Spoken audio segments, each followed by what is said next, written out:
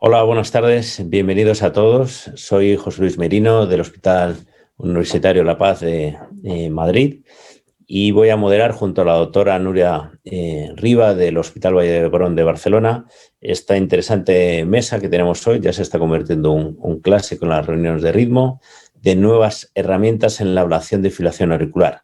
Cuéntame lo último en...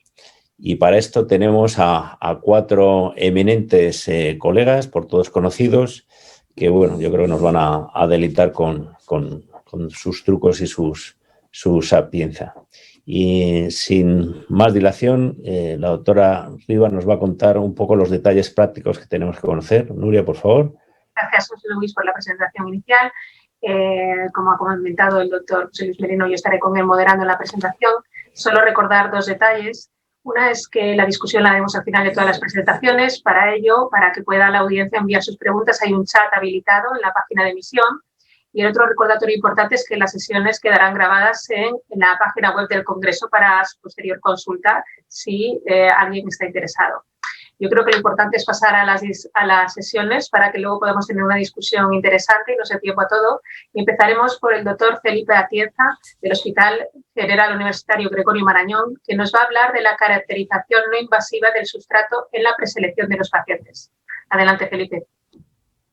Muchas gracias, Nuria. Buenas tardes a todos. Agradecer la invitación a participar en esta reunión, en la cual voy a comentar los resultados de nuestro grupo en la caracterización no invasiva del sustrato para la preselección de pacientes que van a realizarse algún tratamiento de fibrilación auricular, sea cual sea, no necesariamente. Las guías europeas de fibrilación auricular recientemente publicadas pues nos dicen que hay una serie de gaps en la evidencia que existe respecto al manejo de la fibrilación auricular. El primero es la clasificación que utilizamos de paroxística persistente, pues es bastante poco precisa, ahora entraremos en ello. Lo segundo es que hay una serie de pacientes en los cuales o no hacemos o no queremos hacer tratamiento intervencionista porque tienen determinado perfil y no sabemos seleccionarlos mejor. Y la tercera es que tenemos una serie de herramientas que podríamos utilizar para personalizar mejor el tratamiento de la fibrilación auricular, ya sean biomarcadores, elementos de imagen, etcétera, pero que tampoco tenemos caracterizados ni sabemos cómo utilizar. Respecto al primer punto, en cuanto a la clasificación de la fibrilación auricular, la clasificación clínica clásica, las guías han ido evolucionando con el tiempo, desde 2010, en las cuales las paroxísticas eran solo cardioversiones espontáneas 7 días, luego se consideró también paroxística aquella que la cardioversión inducida con fármacos o eléctricamente en las primeras 48 horas, hasta las últimas de 2016, en las cuales paroxísticas se consideraban pacientes que pasaban a ritmo sinusal de cualquier manera, ya fuera de forma espontánea o inducida. Pues como vemos, esa clasificación paroxística persistente ha ido evolucionando y en un momento u otro, según cuál fueran las guías que estamos considerando, había diferencias o dejaba de haberlas al comparar enfermos con fibrilación auricular paroxística y persistente. Esto es, existen dudas en esa clasificación clínica en cuanto a el valor de la terminación espontánea, el valor de la duración de la fibrilación auricular o el papel que juega la intervención farmacológica o eléctrica para terminar la fibrilación auricular en cuanto a su capacidad para predecir la existencia o no de recurrencias de fibrilación auricular después de la ablación.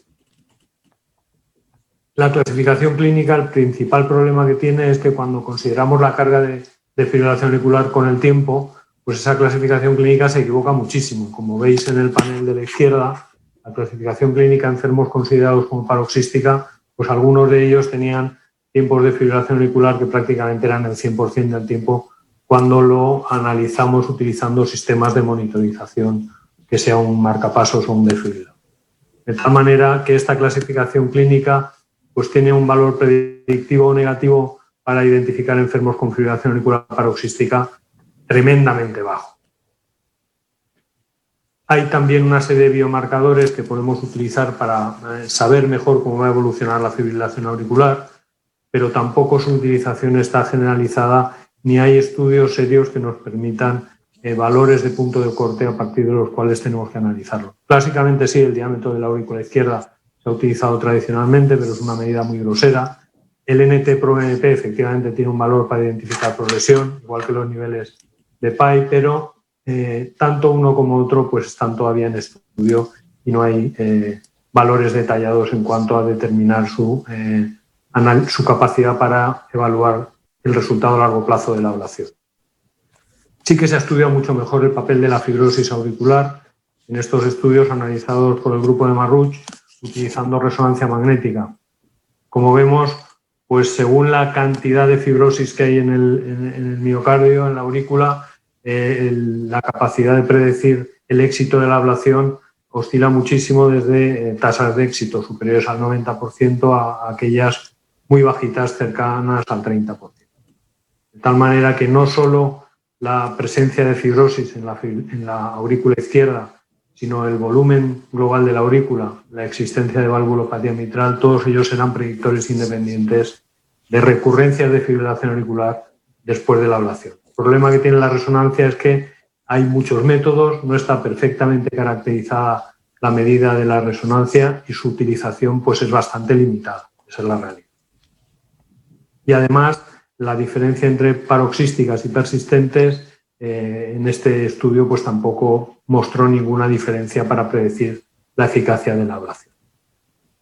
Así pues, la clasificación clínica de la fibrilación auricular pues es muy imprecisa y es poco apropiada y tenemos que encontrar la forma de estudiar un poco mejor la complejidad eléctrica de la fibrilación auricular para ver si somos capaces de analizarla y saber su impacto a largo plazo.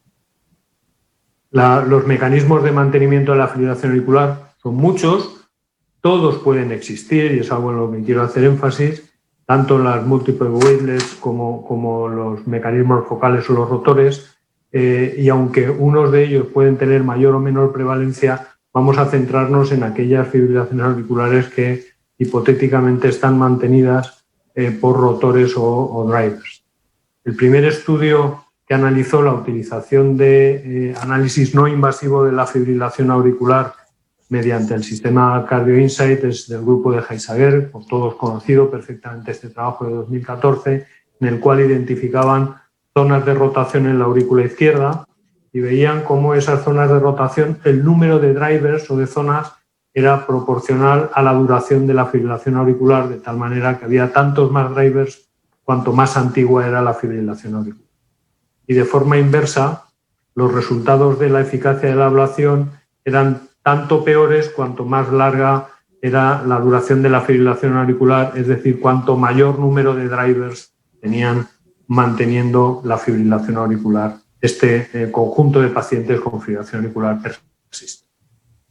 Nuestro grupo ha llevado a cabo una serie de estudios para caracterizar de forma no invasiva la fibrilación auricular. El primer estudio es un estudio de validación que publicamos el año pasado, en el cual lo que vimos mediante el sistema Corify fue validar verdaderamente esta medida del ECGI, de caracterización no invasiva de la actividad electrocardiográfica, comparando los registros endocavitarios con un electrodo Basket con los registros del ECGI, viendo que existía una correlación perfectamente válida que nos permitía definir dónde se situaban esos rotores. Pues bien, en este estudio vimos cómo había dos grupos de pacientes, un grupo de pacientes aquí etiquetado como B, en el cual había pocos rotores, pocas zonas rotacionales. Cuando se ablacionaba alguno de estos rotores podíamos terminar la fibrilación.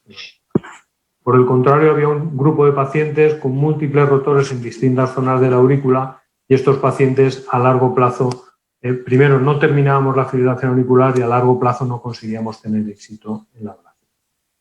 De nuevo aquí la clasificación paroxística persistente no nos sirvió mucho, pero el análisis del número de rotores en ambas aurículas nos permitía seleccionar bien qué pacientes iban a tener éxito durante la ablación, aquellos que tenían una media de rotores de 5 en ambas aurículas, frente a aquellos que con mucha probabilidad íbamos a fallar y no íbamos a poder terminar la fibrilación.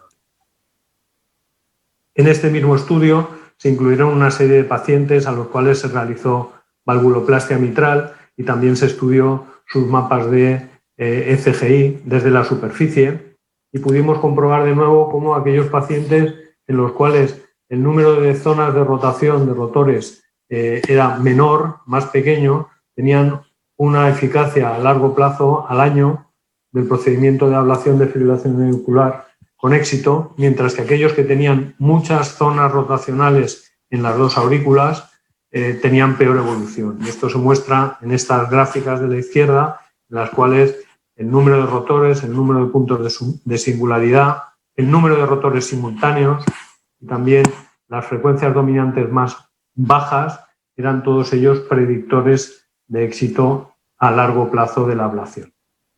Como se muestra en este análisis comparativo del grupo de tratamiento, en el cual a largo plazo, al cabo del año, había una clara mejoría de la proporción de pacientes en ritmo sinusal, próxima al 75%, frente a un grupo control macheado de pacientes a los que únicamente se hacía valvuloplastia mitral y no ablación.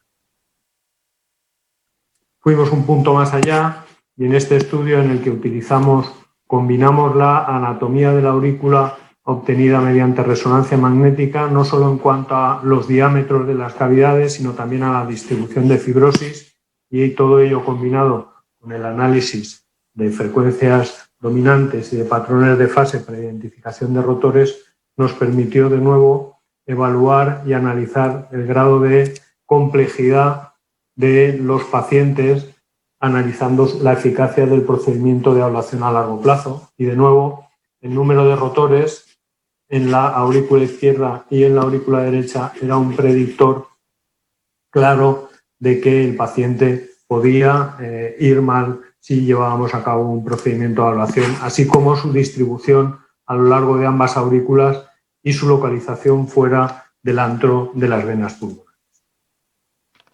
El segundo estudio que llevamos a cabo fue un estudio observacional en el cual todos los pacientes, tanto fueran ablación como pacientes de la consulta, se les obtenía un mapa con el sistema Corify para analizar el comportamiento de su fibrilación auricular, ya fueran para estrategia de manejo de control de frecuencia o control de ritmo.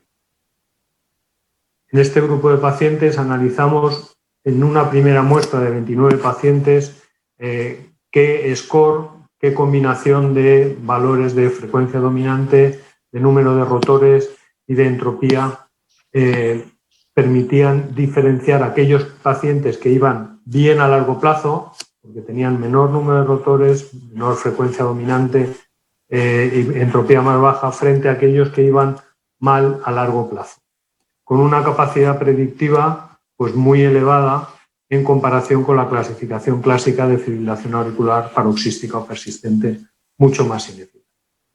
Dimos un paso más allá y analizamos el conjunto de la muestra, en el cual había todo tipo de pacientes, se hiciera ablación o no se hicieran ablación, en los cuales había un predominio de pacientes con fibrilación auricular paroxística, también había pacientes con fibrilación auricular persistente, y analizamos el score, en el cual incluimos estas variables de las que he hablado anteriormente, de tal manera que este score nos permitía identificar muy bien qué pacientes iban a tener éxito a largo plazo, pacientes con fibrilación auricular paroxística y score muy bajo podían manejarse perfectamente con fármacos y mantenerse en ritmo sinusal, pacientes con fibrilación auricular paroxística y score intermedio, una gran mayoría de ellos funcionaban bien y tenían una eficacia del 75% a largo plazo, mientras que una pequeña proporción de ellos recaían en fibrilación auricular, y del mismo modo pacientes con fibrilación auricular persistente, los cuales, teniendo un score muy elevado, esto es muchos puntos de frecuencia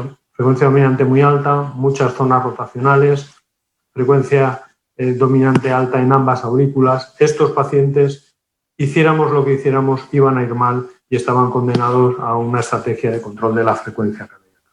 De tal manera que, de esta forma, de una manera observacional, somos capaces de analizar, de ver bien y de poder predecir qué va a suceder con estos pacientes a largo plazo. Elijamos el tratamiento que elijamos dentro de lo que nos ofrecen las guías de tratamiento. Por último, hay algunos pacientes que llegan al laboratorio en ritmo sinusal, pero también nos gustaría saber qué va a ocurrir con ellos. Y dado que estamos utilizando una herramienta de mapeo, de cartografía no invasiva, queremos saber qué va a ocurrir con ellos. Y para ello diseñamos este estudio que hemos llamado Paper-AF, del cual no voy a presentar resultados, únicamente comentar que se basa en el trabajo de una tesis doctoral de Ismael Hernández en el cual analizó la capacidad de forma no invasiva de medir la velocidad de conducción y mediante simulaciones el comportamiento de la fibrilación auricular a largo plazo, y es nuestro objetivo en el futuro poder determinar los pacientes en fibrilación auricular que llegan en ritmo sinusal, cuáles son las zonas rotacionales y qué papel juegan o podrían jugar en el mantenimiento de la fibrilación auricular.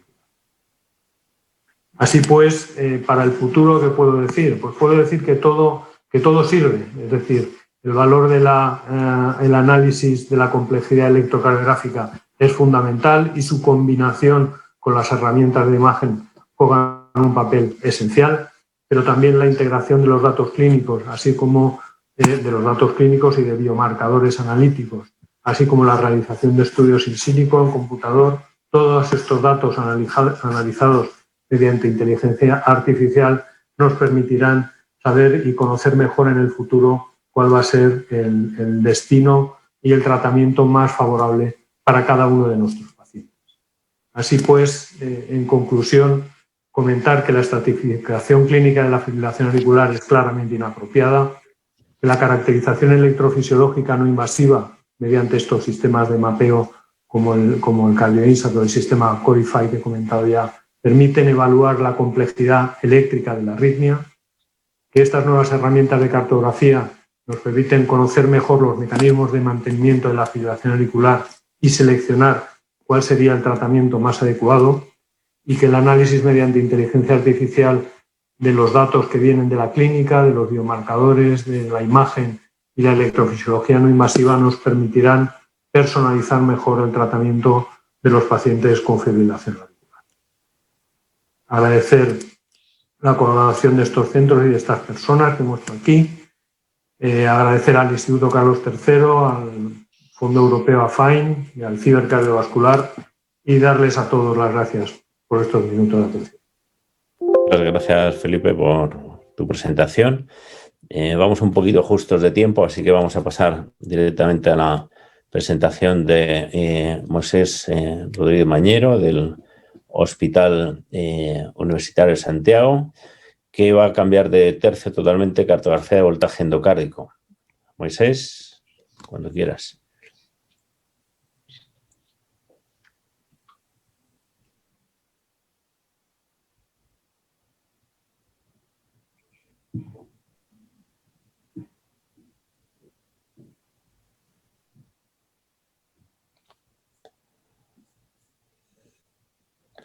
Bueno, vamos a ver lo que nos presenta Moisés del... Ahora sí, ¿no? ¿Se escucha? Moisés. Bueno, Sí. Hola, buenas tardes a todos. Muchísimas gracias por la presentación, José Luis, y la organización por la invitación para hablar sobre la cartografía de voltaje endocárdico.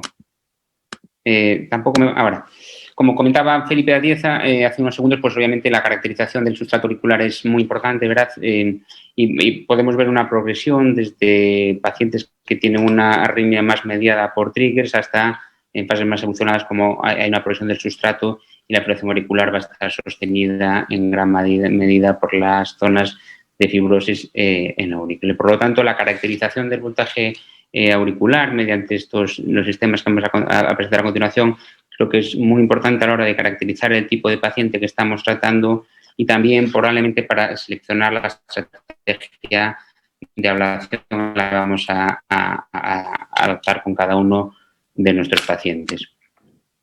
Por ejemplo, tenemos... un poquito rápido. A la hora de caracterización del voltaje, fijaros, como comentaba el doctor Atieza, la clasificación tradicional de persistente paroxística adolece de grandes limitaciones y podemos ver cómo pacientes con fibrilación auricular persistente tienen mapas de voltaje, por lo tanto, podemos inferir aurículas izquierdas relativamente sanas, y pacientes con fibrilación auricular paroxística, zonas de gran cantidad de escara, zonas de bajo voltaje, por lo tanto, mucha más heterogeneidad eléctrica y en la que los resultados de la evaluación de la fibrilación auricular van a ser mucho más frustrantes.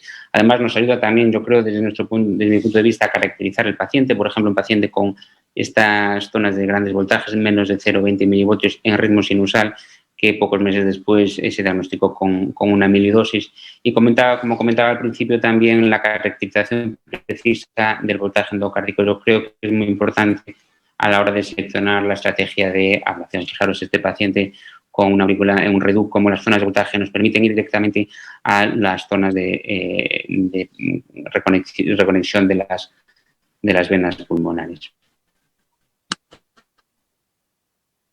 Bueno, el vídeo no sé si corre. Bueno, no pasa nada. Quería presentar un vídeo, aquí está, en el que además cuando lo combinamos con los mapas de activación, las zonas de bajo voltaje creo que son fundamentales para orientarnos antes de las maniobras de encarrilamiento a dónde están los posibles gaps. Por lo tanto, cada vez cobra más papel la correcta identificación de las zonas de bajo voltaje y fijaros en este artículo, ya lo conocemos, el Stable Share, en el que randomiza a pacientes o bien a homogeneización de la escala o bien a un stepwise approach, como aquellos pacientes en los que se encontraron zonas de bajo voltaje y en los que se hizo ablación, la tasa de resultados fue ligeramente superior a pacientes en los que se hizo un abordaje de stepwise. Pero más importante que eso, además de la tasa de éxito, es que un 50% de pacientes con infección auricular no paroxística, como veíamos en la imagen del principio, no requieren lesiones adicionales. Por lo tanto, esto nos puede ayudar a la hora de identificar pacientes que tenemos que hacer la ablación. Pues respondiendo un poco a la pregunta de qué hay de nuevo, desde mi punto de vista, los sistemas de navegación están en los últimos años intentando solventar las limitaciones de voltaje que sabemos que existen. Algunas de ellas son estas que ya todos conocemos, que recogió un artículo bastante interesante el doctor Alter, que son pues varias de ellas y que iremos recogiendo a continuación. Una de ellas es la diferencias entre los mapas en ritmo sinusal y los mapas en fibrilación auricular. Es decir, tenemos pacientes que estamos en fibrilación auricular, pues podemos hacer estrategias de buscar zonas de dispersión espaciotemporal o queremos buscar, bueno, pues otra estrategia que queramos hacer, podemos a través del mapa de voltaje que obtengamos en fibrilación auricular hacernos una idea del mapa de voltaje que va a tener ese paciente en ritmo sinusal. En este estudio hicimos una comparación punto a punto de pacientes en ritmo sinusal y en fibrilación auricular, y además los pacientes que estaban en fibrilación auricular les repetimos dos mapas separados por 10 minutos. Lo que vimos es que la correlación es relativamente buena entre los mapas de voltaje en FA y los mapas de voltaje en ritmo sinusal. Eso sí, ajustando los puntos de corte, que bueno, en función de la técnica estadística que utilicemos, pues podría ser entre 0,2, 0,25 para fibrilación auricular y 0,3, 0,35 para flúter auricular. Esto, fijaros un ejemplo, simplemente bueno, para ver cómo un paciente con una aurícula izquierda relativamente sana, con los mapas de fibrilación auricular nos da una idea de cómo está la aurícula en ritmo sinusal, y cuando comparamos los dos mapas en una fibrilación auricular y 10 minutos después, los mapas de voltaje son también ligeramente similares. Obviamente esto no nos permitirá, yo creo, hacer una ablación guiada por voltaje con estos mapas. El gold estándar seguirá siendo el ritmo sinusal, pero nos puede hacer conocer un poco el sustrato de cada paciente. Hicimos una calculadora que, bueno, que está disponible online por si a alguien le interesa. Yo creo que tiene poca utilidad clínica, pero bueno, simplemente queremos resaltar cómo las zonas de voltaje dependen mucho de la localización y del ritmo que estemos utilizando en cada paciente. Además de las diferencias en voltaje en ritmo sinusal y fibrilación auricular, otras de las limitaciones que conocemos actualmente de los mapas de voltaje pues son sobre todo la distancia entre el electrodo y el frente de onda. Los nuevos catéteres yo creo que están trabajando en estas limitaciones. Aquí tenemos el catéter de Boston con 64 opolos, el catéter de HD Grip de Abbott y el catéter, bueno, que no el Pentaray, el Octaray, que probablemente que en breve sacará Abbott, que son capaces de actuar en contra de estas limitaciones. Por ejemplo, todos sabemos, ¿no?, que la diferencia de voltaje en el electrograma bipolar consiste en la diferencia entre dos electrogramas unipolares. Pues bien, cuando el frente de onda sabemos que es perpendicular a los dos registros unipolares, va a haber una atenuación de la señal y que, por lo tanto, vamos a tener una falsa señal de bajo voltaje que pueda que no se corresponda con la realidad. Estos catéteres nos permiten, por lo tanto, gracias a los electrogramas que tenemos colocados entre los diferentes electrodos, solventar esta limitación. Este es un estudio que, bueno, disculparme que saca a colación el ventrículo, pero lo que ven en estos estudios, este estudio a nivel del ventrículo, comparando una configuración del HD Grip de 32, que todavía no lo tenemos disponible, pero que saldrá, versus el de 16, lo que vemos es que a mayor distancia entre electrodo, perdón, a la menor distancia entre electrodo, la señal del far field la vamos a reducir y la señal del near field se puede aumentar ligeramente. Y esto también en alguna ocasión nos puede dar una falsa sensación de ausencia de escara en aquellas situaciones donde puede que realmente haya una real escara.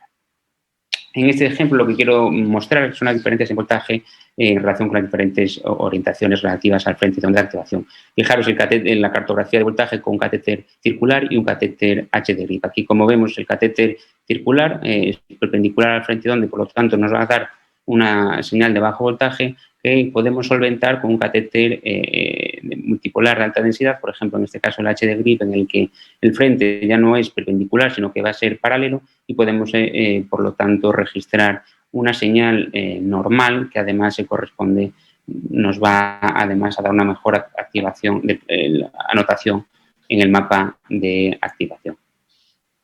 Además, fijaros cómo la señal cambia drásticamente un catéter circular versus un catéter de alta densidad, el HD-grip, con un punto de corte convencional, menos de 0,5, cuando comparamos con el voltaje en ritmo sinusal. Aparte del HD-grip, el resto de casas están sacando también novedades en este sentido. Fijaros, este es el catéter PentaRay que ya tenemos disponible en el mercado, ¿no? 2 polos por cada una de las 5 patas que dispone, entre 6 milímetros de separación, y el catéter que se vaya a lanzar al mercado en los próximos meses, el catéter OctaRay con 3 patitas más y con 6 electrodos por pata y, por lo tanto, 48 electrogramas de los que vamos a disponer. Estos catéteres son, como vemos en ese estudio del grupo de Boston, nos permiten hacer una adquisición mucho más rápida, además con diferencias en la tasa de extrasistolia, coger mucho mayor número de puntos y, interesantemente, además, yo creo que es que el voltaje medio bipolar va a ser ligeramente menor con el catéter OctaRay, pero nos va a permitir identificar los gaps, como veremos a continuación. Por ejemplo, este es el estudio que muestran los autores en animales. Hacen 2 líneas en la pared posterior de la aurícula derecha, dejando de forma intencionada gaps alrededor de la línea. Los 2 catéteres, tanto el OctaRay como el PentaRay, son capaces de identificar fiablemente los gaps, pero el catéter OctaRay, la ventaja que tiene sobre todo es que nos va a identificar las correctas líneas de ablación. Fijaros, esta es una línea que está bien hecha, lo demuestran en tejidos histológicos. Correspondería a esta imagen de aquí, hay ausencia de señal, sin embargo, esta línea de aquí, identificada con el catéter PentaRay, registra señal de campo lejano que nos puede dar una sensación de un falso gap donde no lo hay. Por lo tanto, una identificación mucho más precisa de la escala. También se va a lanzar al mercado próximamente una tecnología de la que ya disponíamos, este es el catéter QDOT, que yo creo que es una tecnología muy similar al catéter de Boston, el MiFi, que además que incorpora a los registros convencionales del electrograma bipolar y unipolar, incorpora 3 microelectrodos en la punta, por lo tanto vamos a ser capaces de tener 4 electrogramas, el correspondiente al bipolo proximal y al bipolo distal, y los correspondientes a los microelectrodos 1,2, 2,3 y 3,1. Y como muestran los autores en el estudio, somos capaces de identificar más precisamente, este es un trabajo en el ventrículo, no disponemos todavía de información a nivel de la aurícula, pero más capaz de identificar las zonas de los posibles canales comparativamente con los catéteres convencionales de 3,5 milímetros. Pero bueno, los avances han sido, desde mi punto de vista, no solamente muy interesantes en el campo de los catéteres, sino también en el campo de los software, tanto en filtrado como en la densidad de mapa con la resolución. Esta es la tecnología True Reference de Biosense, en el que el catéter, además de incorporar un electrodo de referencia unipolar dentro del polo distal del catéter, y por lo tanto la idea es buscar la mejor resolución de la señal del campo lejano, permite además el nuevo software es capaz de mejorar la interpolación de la señal y por lo tanto vamos a ser más discernir de forma más precisa la interpolación en las zonas de bajo voltaje. También conocemos el sistema de Abbott, en el que, bueno, el base duplicate, en el que coge todos los puntos en un área de 1 centímetro cuadrado, descarta aquel que por el tiempo sea discordante con el resto y se queda con el de mayor voltaje. Además, una novedad bastante interesante de este software es el Best Duplicate, es decir, se queda con la mejor señal del bipolar, pero como podéis ver aquí a la derecha de la imagen, podemos seleccionar el Last Duplicate, es decir, podemos coger la última señal, no la mejor, sino la última, que es muy interesante a la hora de la ablación para identificar, por ejemplo, la línea de ablación que estamos realizando en nuestro paciente. También tenemos el algoritmo LumiPoint de Boston, que, bueno, como el resto de los algoritmos, es capaz de filtrar las señales a la hora de hacer la cartografía de voltaje por el tiempo y, además, eliminar aquellas zonas que no son concordantes con el resto del mapa y hacer una eliminación de posibles zonas de artefacto, con lo que podemos disponer de mapas de voltaje de mayor precisión. Y algo ya casi para terminar, la tecnología omnipolar, que yo creo que va a ser parte del futuro que está a venir y que va a mejorar los resultados, sobre todo cuando los combinemos con los catéteres unipolares. La idea de esta tecnología, o al menos que se entiende, es que dentro de cada punto somos capaces de realizar con unas fórmulas matemáticas un barrido de 360 grados. De esta manera, el sistema es capaz de identificar el vector de onda, en qué sentido va el frente de onda y, por lo tanto, coger la señal paralela y no perpendicular a ese frente de onda, eliminando, por lo tanto, las zonas falsamente de bajo voltaje. Sí. Perdona, un minuto. Que no corresponderían. Ya termino, gracias, José Luis. Y, bueno, y ya simplemente termino pues, con que estos sistemas de navegación, tanto por catéteres como con los softwares, nos han permitido mejorar los resultados. Ese es el trabajo del grupo de Pamplona, del doctor García Bolao, en el que estos sistemas de alta densidad permiten ahorrar tiempo, identificar precisamente las zonas de los gaps, en este caso con el catéter multipolar, son capaces de identificar en un 60% de los pacientes los gaps versus a un 40% en los pacientes que utilizaron un catéter multipolar. Aquí en este estudio no hubo diferencias a largo plazo, pero sí las hubo, y ya termino con ese artículo, en el grupo combinado de Burdeos y de Boston, en el que la identificación de las zonas de señal de baja amplitud, cuando compararon con un grupo control de 450 pacientes, sí que hubo diferencias en los resultados a largo plazo. Por lo tanto, estos sistemas no solamente nos permiten hacer trabajo más rápido, más eficaz, sino que tengan relevancia a la hora de los resultados. Y, por lo tanto, para concluir, simplemente decir que en comparación con el mapeo tradicional, el punto a punto, los catéteres circulares, el mapeo de alta densidad presenta unas oportunidades interesantes a la hora de limitar el sustrato de fibrilación auricular, mejorar en gran medida la eficiencia del procedimiento y obtener, sobre todo, además, mejores resultados. Parte de estos beneficios han sido, desde mi punto de vista, tanto por los nuevos catéteres como por los nuevos algoritmos que incorporan los nuevos software, y otras mejoras previstas en el futuro en mapeo de alta densidad, pues será probablemente la combinación con técnicas de inteligencia artificial, como comentaba antes el doctor Atienza. Muchas gracias. Muchísimas gracias, doctor Rodríguez, por la presentación. Yo creo que podemos dar paso a la siguiente, porque además vamos muy justos de tiempo. Ahora nos hablará el doctor García Bolado y nos comentará su charla versará sobre la monitorización y optimización de la lesión de radiofrecuencia. Adelante, Ignacio. Muchas gracias, Nuria. Gracias, José Luis. No tengo yo aquí nada. Aquí. Bueno, agradecer la invitación para participar en esta sesión, ¿no? Lo que se me ha encargado es nuevas herramientas en la monitorización y optimización de la lesión por radiofrecuencia. Estos son mis conflictos de interés. Bueno, yo creo que todos conocemos que realmente la monitorización de la lesión es algo necesario para crear una lesión transmural, digamos, durable y transmural, pero también evitando una liberación excesiva de energía para limitar el daño de estructuras adyacentes, ¿no? Hay tres factores, yo creo, conocidos por todos, ¿no? Realmente la energía administrada, la fuerza de contacto y la duración de la aplicación, unido a obtener una distancia entre lesiones que permita la no existencia de gaps entre lesiones, aunque estas sean transmurables. Dos sistemas clásicos, bien conocidos, bien estructurados desde hace mucho tiempo, el de Abbott con Tacticat y el Lesion Index, avalado por estos 4 estudios, básicamente, y el de Biosense Webster, que básicamente es la combinación del Smart Touch y herramientas de software tipo visita, ¿no? Yo creo que estos sistemas, cada uno con sus peculiaridades, han supuesto un considerable avance en la seguridad, en la eficacia, en la monitorización de la lesión con radiofrecuencia, singularmente en el sustrato de ablación de fibrilación auricular, de aislamiento de venas pulmonares.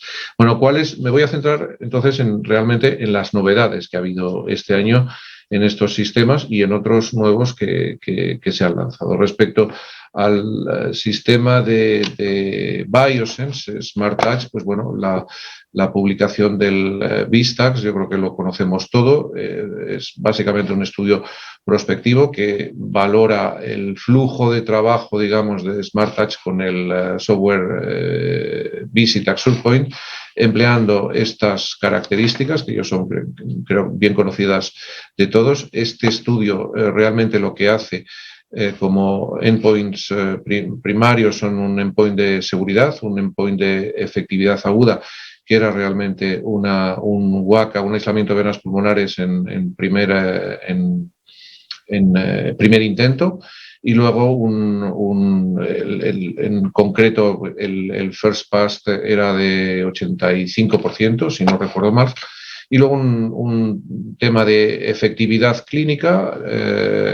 En este caso era la recurrencia, la ausencia de recurrencia de cualquier tipo de taquicardia auricular, y aquí vemos que era alrededor del 78% cuando se empleaban los sistemas, digamos, TTM, y cerca de un 90% para lo que sería un monitoreo, un seguimiento del paciente con estándar de tratamiento, que sería Holter a los 3 meses, etc. Bien, lo que realmente el VISTAX lo que nos está indicando es que los estudios preliminares, que eran monocéntricos y por tanto podían ser dependientes de un operador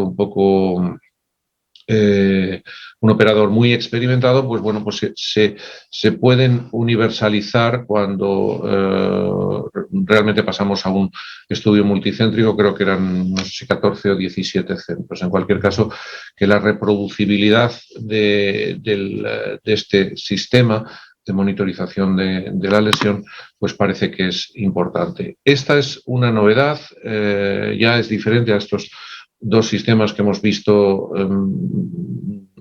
más clásicos, y es un nuevo catéter que es el Diamond AF. Esto es una startup que adquirió Medtronic hace unos pocos años, y es un catéter especial, no tiene sensor de contacto, es un catéter irrigado, pero no tiene ni sensor de contacto ni navegación magnética. Es un catéter que se emplea en combinación normalmente con el navegador de Abbott, y que entrega energía en base a un control de temperatura, no un control de potencia como estamos acostumbrados. Esto lo consigue mediante unas estructuras de diamante que actúan como, digamos, aislantes dentro de la estructura del electrodo, y que permite trabajar en control de temperatura y no de potencia. Eso hace que las lesiones sean algo más independientes del contacto, y además tiene la característica de disponer de electrogramas intracavitarios de alta resolución.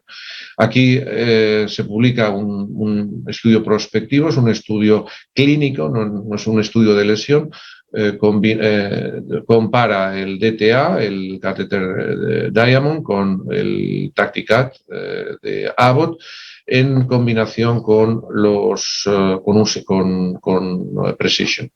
Es un estudio de no inferioridad con seguimiento a 12 meses y estudio clínico. Respecto al tema procedimental, digamos que la característica más específica es que el tiempo de radiofrecuencia es menor, que la duración de radiofrecuencia es menor, y es realmente una forma de entregar energía más similar a un high power short duration, digamos, porque se trabaja alrededor de 50 vatios, ¿no?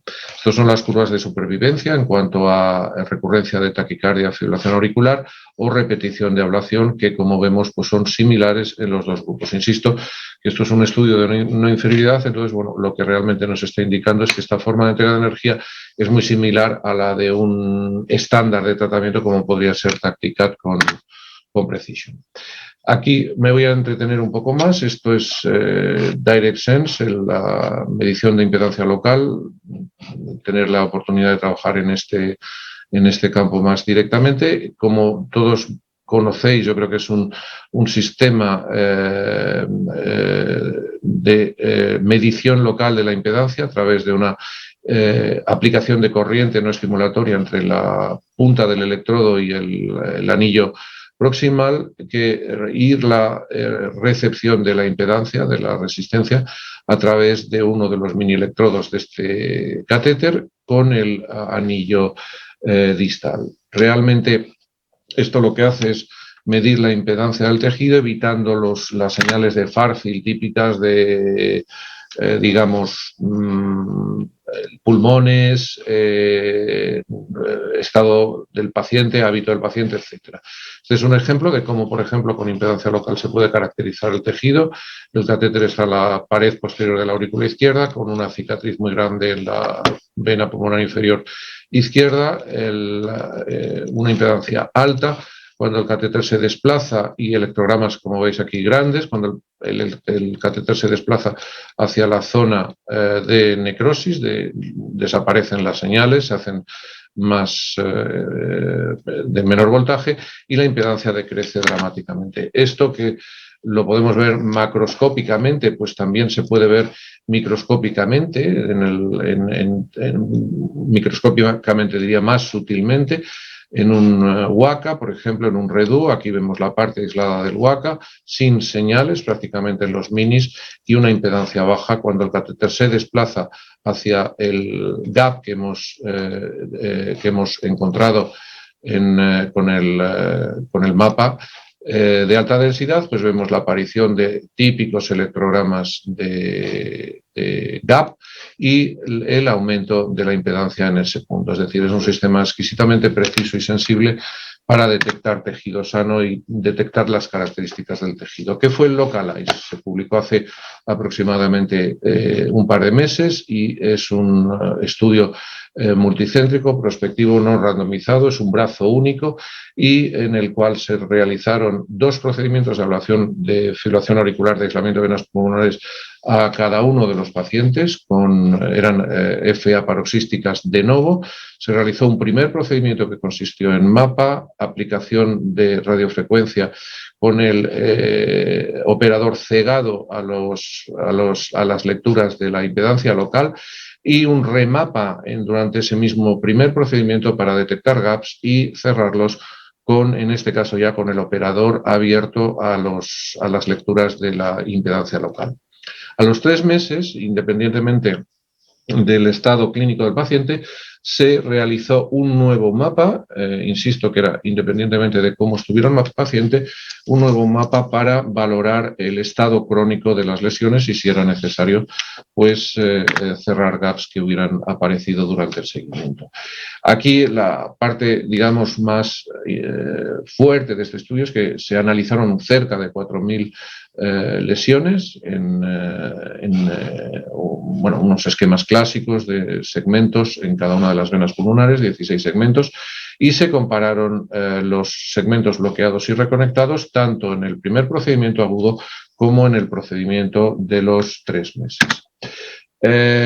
Aquí estos son los centros que participaron, uno español, 2 ingleses, 2 alemanes y uno francés, y el primer hallazgo que se vio es que tanto cuando se valoraron todos los segmentos como solo aquellos con distancia interlesión menor de 6 milímetros, los segmentos bloqueados tenían una caída significativamente superior de la impedancia local comparados con los segmentos no bloqueados. Esto ocurrió, insisto, tanto en el conjunto de los segmentos como en aquellos con distancia de menos de 6 milímetros.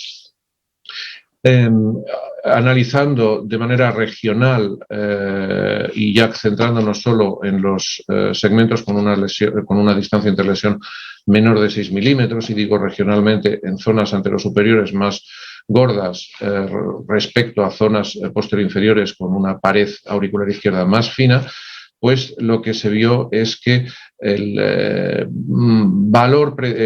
predictor que daba más potencia estadística de disminución de la impedancia local fue 16 ohmios para la zona anterosuperior, mostrando una especificidad, sensibilidad y un valor predictivo positivo bastante alto. Y cuando se comparó con las zonas posterior-inferiores, más finas, insisto, más delgadas, pues se necesitaba menos caída de impedancia para obtener una lesión transmural, una lesión durable. Solo eran 12 ohmios con una especificidad del 80%, sensibilidad del 75% y valor predictivo positivo del 98%. Nacho, perdona, un minuto. Sí, comparando con todos los segmentos, comparando con la impedancia del generador, pues realmente la impedancia local, la caída de la impedancia local era mucho más potente, con un área bajo curva mucho mayor. Y también importante, cada 2 ohmios de incremento en la impedancia local de inicio se asociaba con una disminución de 1 ohmio, ¿no? Las conclusiones son básicamente estas. Es necesario obtener un valor de caída de 16 ohmios en las zonas anterosuperiores y de 12,3 ohmios en las zonas inferiores. No os puedo dar los resultados crónicos. El manuscrito está sometido a embargo porque se va a enviar recientemente. Simplemente también comentaros que en un futuro esto también va a ser muy interesante, que es la combinación de la impedancia local y la fuerza de contacto. Este vídeo no funciona. Este catéter lo que hace es combinar ambos sistemas, es decir, la fuerza de contacto y la caída de impedancia local, y yo creo que va a ser también muy interesante en un futuro. Se va a empezar este ensayo clínico, se va a empezar ya la semana que viene, seguramente se va a incluir este paciente y probablemente en un par de años tengamos una pista sobre qué puede contribuir la combinación de estos dos factores en la caracterización de la lesión. La impedancia local yo creo que también es interesante en High Power Short Duration. Esta es una aplicación de 90 vatios. Veis la señal de los minis, una aplicación muy corta, como se suspende enseguida cuando llega a 16 ohmios, con la desaparición y la aparición de doble potencial, la desaparición del potencial sano y de doble potencial. Yo simplemente concluyo que, aparte de las conclusiones que he sacado del resto de los estudios, que yo pienso que en los próximos años vamos a asistir a un cambio en el paradigma de la titulación de las lesiones. Ahora estamos básicamente cuantificando la entrega, la liberación de la energía, y yo creo que eso depende mucho también de las características del tejido, si es enfermo, sano, si estamos en escara o en zona limítrofe, y vamos a pasar al efecto biológico de la lesión por radiofrecuencia. Muchas gracias. Muchas gracias, Nacho, por esta excelente presentación. El siguiente ponente, Nacho, sí, exacto, es José María Guerra. Y bueno, José María, por favor, cuéntanos de energías de evaluación y técnicas single shot. Muy buenas tardes a todos. Antes que nada, darle las gracias a la organización por invitarme a dar esta presentación, que realmente es una presentación que me agrada muchísimo. Bueno, estos son mis... No consigo tener el control de la pantalla.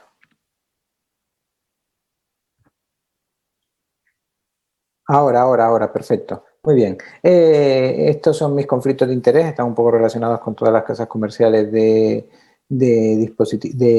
elementos de ablación, con lo cual se terminan anulando entre ellos. Y para esta presentación me gustaría agradecer especialmente a estas 3 casas comerciales, a Biosense Western, a Boston Scientific y a Farapulse, por toda su colaboración. Me han dado toda la información que he precisado y esto realmente es de agradecer. Esta presentación está basada realmente en una presentación del año pasado que dio también en este mismo congreso, en Ritmo 20.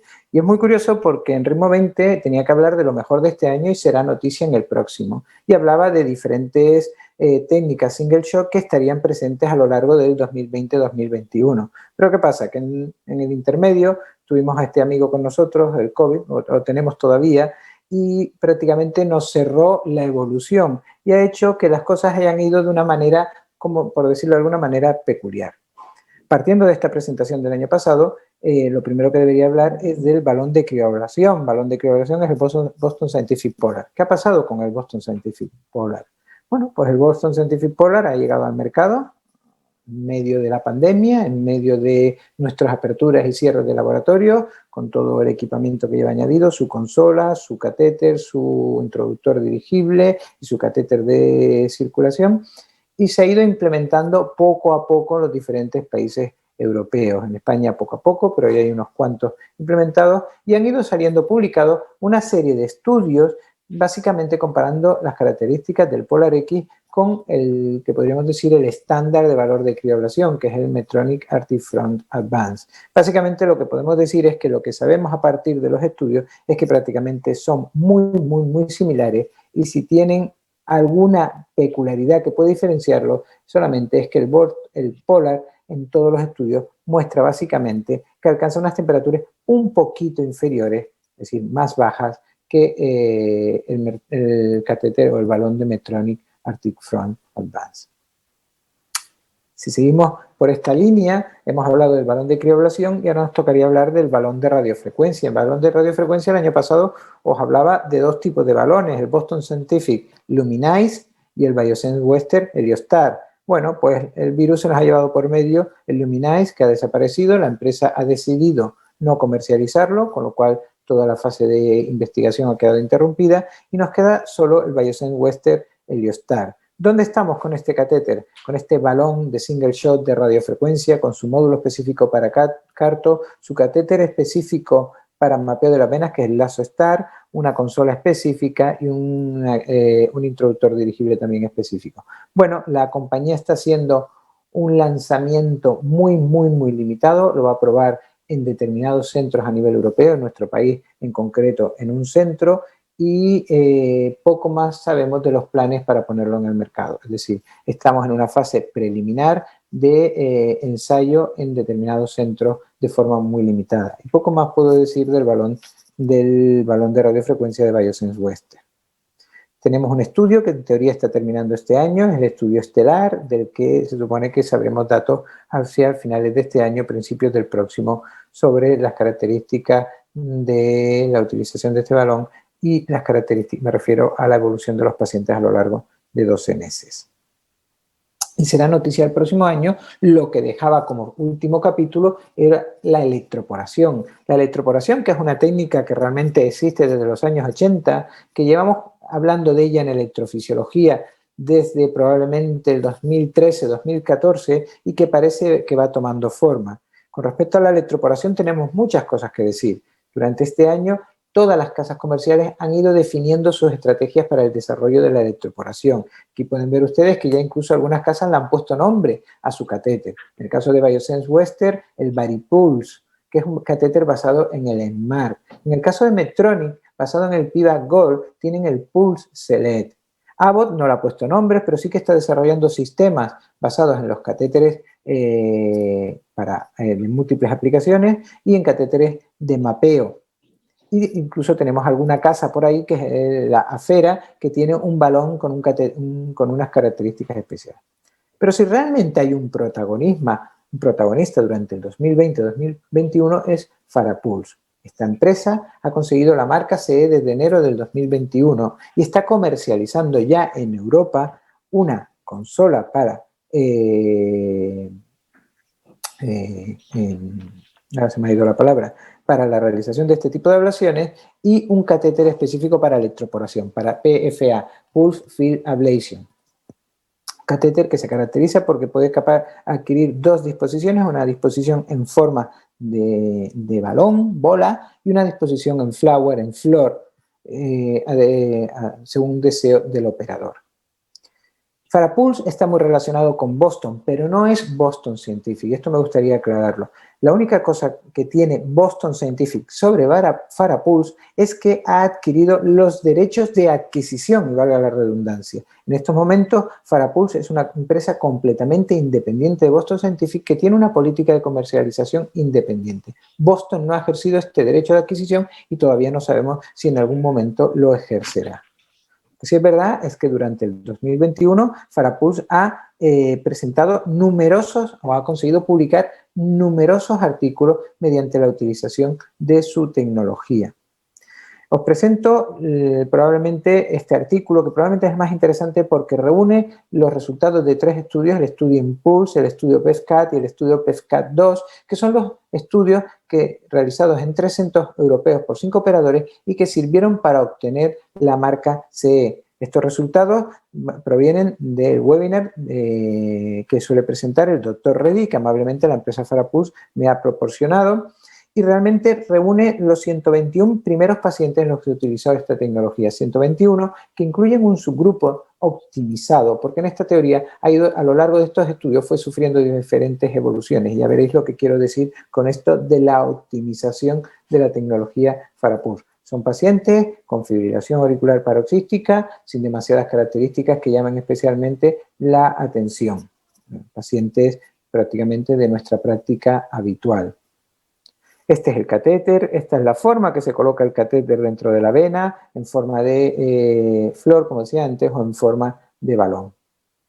En primer lugar, ¿qué vemos de estos estudios? Pues lo primero que sacamos de estos en este caso 117 pacientes, se han perdido algunos pacientes, es que la capacidad que tiene la electroporación mediante la utilización de esta plataforma es la del aislamiento del 100% de las venas pulmonares. En cuanto a la combinación de venas van cambiando porque a lo largo de los estudios se fueron cambiando la forma de aproximación, como ya mostraré a continuación. Y lo que sí también es muy llamativo es que el tiempo de mapeo es extremadamente bajo, a pesar de que en este caso está prolongado, porque en todos los casos se exigía una realización de un mapeo detallado. Estamos hablando de estudios clínicos y no de práctica asistencial habitual.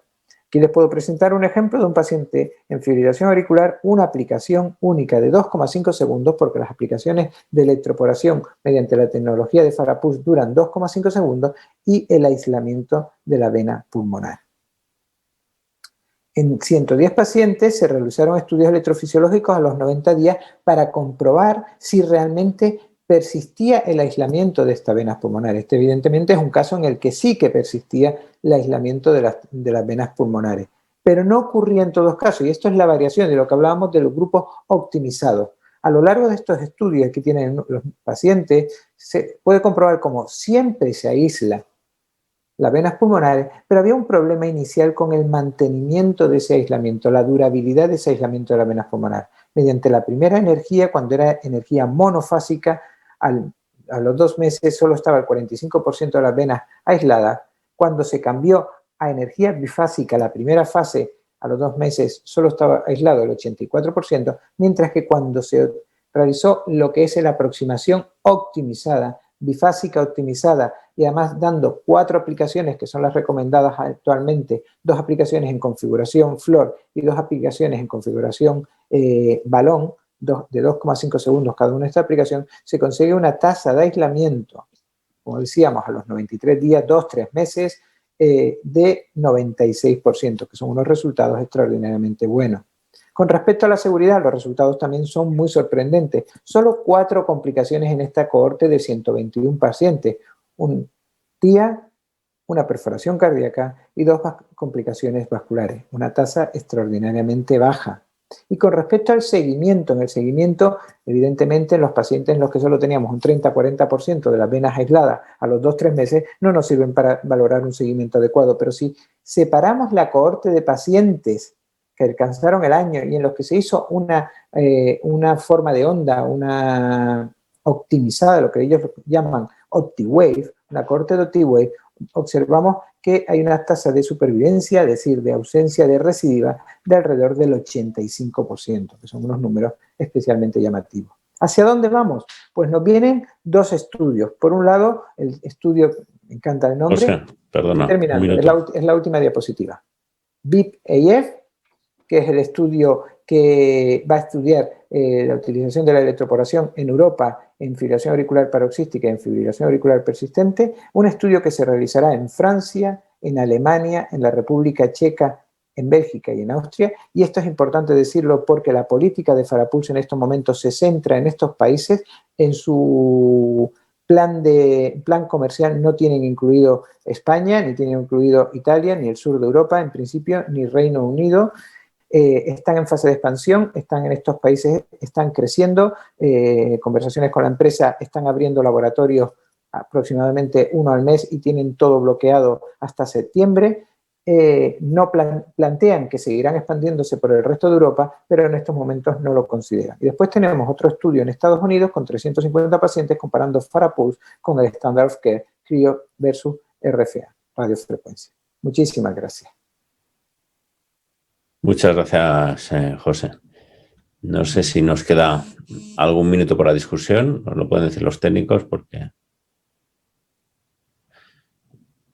Pues nada, Nuria. Nos despedimos, pues nada, excelentes charlas, muchas gracias por vuestras presentaciones, hemos aprendido mucho hoy. No sé si quieres añadir algo, José Luis. No, nada. Muchas gracias a todos. Un saludo. Gracias. Gracias.